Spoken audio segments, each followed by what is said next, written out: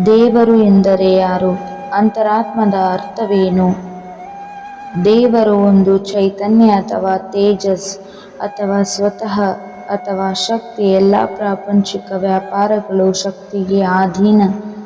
ದೇವರೆಂಬ ಏಕಮಾತ್ರ ಮಹಾಶಕ್ತಿಯು ಎಲ್ಲ ಜೀವಿಗಳಲ್ಲಿಯೂ ವ್ಯಾಪಕವಾಗಿರುವುದು. ಜೀವಿಗೆ ಪ್ರಾಣ ಉಂಟು, ಆ ಪ್ರಾಣವೇ ಆತ್ಮ, ಆತ್ಮವೇ ನಾನು ಎಂದು ಜೀವಿಯು ಹೇಳಿಕೊಳ್ಳುವ ಮಹಾ ಚೈತನ್ಯ ಸ್ವರೂಪಿ ದೇವರು. ಆ ಚೈತನ್ಯವು ನಾವು ಮಾಡುವ ಎಲ್ಲ ಕೆಲಸಗಳಿಗೂ ಶಕ್ತಿಯನ್ನು ಒದಗಿಸುವುದು. ಶಕ್ತಿಯನ್ನು ಪೂರೈಸುವುದೇ ದೇವರ ಕೆಲಸ. ದೇಹ, ಇಂದ್ರಿಯಗಳು, ಮನಸ್ಸು, ಬುದ್ಧಿಗಳು ಇವುಗಳ ಮೂಲಕ ಪ್ರಪಂಚ ಮೂಲ ಶಕ್ತಿಯನ್ನು ಬಳಸಿಕೊಂಡು ಕೆಲಸ ಮಾಡುವುದು ಜೀವಿಯ ಪಾಲಿಗೆ ಸೇರಿದ್ದು.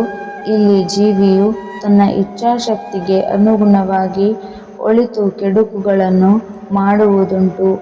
ಅಂತರಾತ್ಮ ಪ್ರೇರೇಪಿಸುವುದಿಲ್ಲ.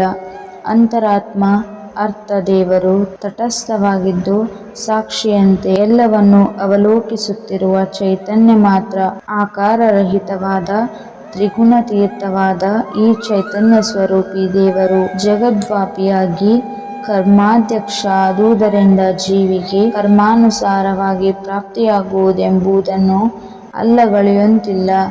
ದೇವರೆಂಬ ಮಹಾಶಕ್ತಿಯಲ್ಲಿ ನಂಬಿಕೆ ನೀಡುವುದೇ ಆಸೆ, ಆಸಕ್ತಿಗೆ. ಈ ನಂಬಿಕೆಯು ಜೀವ ನಡವಳಿಕೆಗೆ ಬೆನ್ನುಮೂಳೆ ಅಂತಿದ್ದು ಕಷ್ಟಕಾಲದಲ್ಲಿ ರಕ್ಷಣೆ ಒದಗಿಸುವುದು.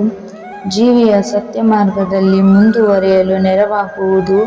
ಪಾಪ ಬುದ್ಧಿಗಳನ್ನು ಕೈಬಿಡುವ ಜೀವಿಯು ಸಚ್ಚಿದಾನಂದ ಸ್ವರೂಪವಾದ ಈ ಮಹಾಶಕ್ತಿಯಿಂದ ಲಾಭ ಪಡೆದು ಪವಿತ್ರಾತ್ಮನಾಗುವ ಸಾಧ್ಯತೆ ಇಲ್ಲ. ಈ ವಿಡಿಯೋ ನಿಮಗಿಷ್ಟವಾದಲ್ಲಿ ಲೈಕ್ ಮಾಡಿ, ಶೇರ್ ಮಾಡಿ, ಹಾಗೆಯೇ ನಿಮ್ಮ ಅನಿಸಿಕೆಗಳನ್ನು ಕಮೆಂಟ್ ಮೂಲಕ ತಿಳಿಸಿ. ವಿಡಿಯೋ ನೋಡಿದ್ದಕ್ಕಾಗಿ ಧನ್ಯವಾದಗಳು.